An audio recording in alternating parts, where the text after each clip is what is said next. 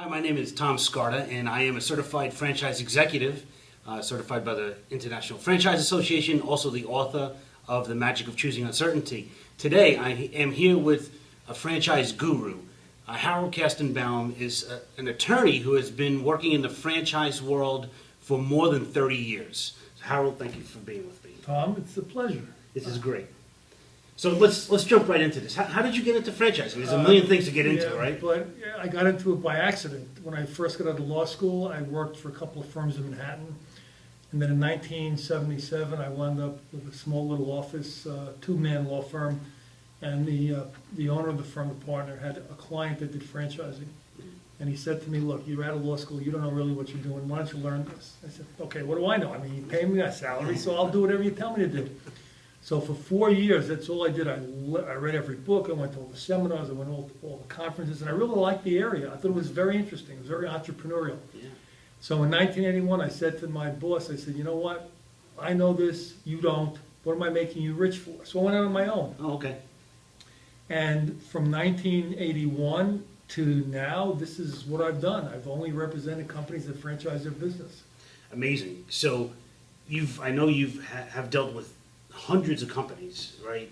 I don't know if you have a number on that, but be fair. Over 500, maybe close to 1,000 over the 37 years. So you take a company from just a company into being a franchise company, and you have so much experience. You wrote this great book called "So You Want to Franchise Your Business." Well, I don't know how great it is, but I wrote this book in 2008, basically because there were books for franchisees, like Franchising for Dummies, and there were books for lawyers on franchise law, but there really wasn't a book for entrepreneurs. You know, the business people who wanted to franchise their business, they would say, "Is there a book I create?" I said, "Well, there really isn't."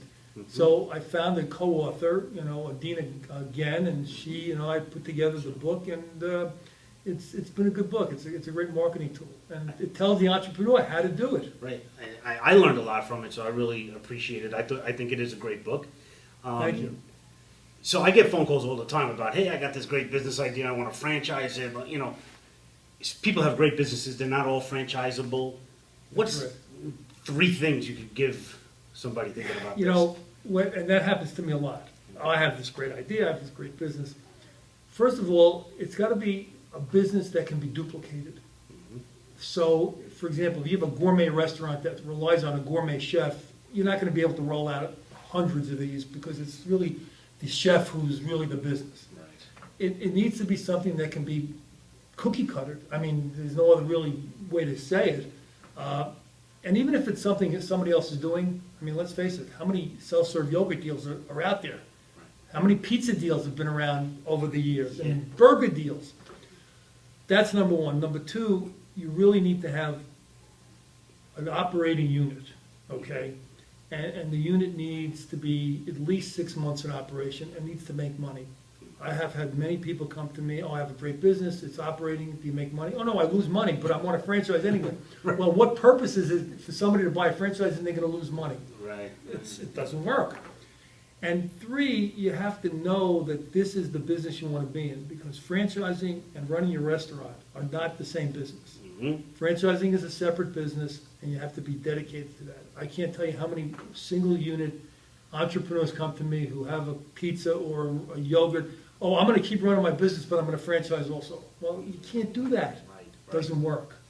You have to dedicate yourself, because franchising is a separate business. I learned that from your book, and I thought it was a phenomenal takeaway for me that once you become a franchisor and start franchising out to people, you become a sales company and a support company. That's right. Right? That's correct. And I think it was you who said it's kind of like marrying somebody with 6 bratty kids. Right? Right. You're right, and you're not pumping yogurt anymore, and you're not flipping pizza. You leave that to an operations person or a store manager, because you're going to be working with hundreds, hopefully, of business people who want to go into their own business, and they're going to need help, because franchising is all about helping somebody get into a business they wouldn't ordinarily be able to get into. Because they're going to pay you a fee, they're going to pay you a royalty, and you're going to provide service and product, and depending on the business, to these people. Right. So it's not all about making a lot of money with the franchise fee and then you go away. No. You know, Ray Kroc said it's 2 cents for them and 1 cent for me. That's just the way it is. The franchisee has to make money. Right. If the franchisee doesn't make money, then you don't have a franchise business. And the franchise fee is really a loss leader. You know, in the beginning, you don't make any money off it because it's expenses and marketing expenses. Yeah, when you have 50, after you're 50, then you start making money on the upfront fee. But the real money is made in the royalty. Yeah. You know, they pay 5 or 6% of gross revenue for 10, 50, depending on how the length of the agreement, and that's how you make your money. So it's not it is a long-term play. Sure, sure. I mean, Subway, look, they have 25,000 locations. They really make their money on the royalty. Right. The upfront fee is small. It is Yeah. one of the smallest out there, actually. Yeah. Well, great. So again, this is Tom Scarda, and I'm with Harold Kestenbaum. I highly encourage you to check out his book if you're thinking about franchising your business, or get in contact directly with Harold. You could contact him at the information below on this video. Again, Tom Scarda, and I am the author of The Magic of Choosing Uncertainty, and thanks for watching.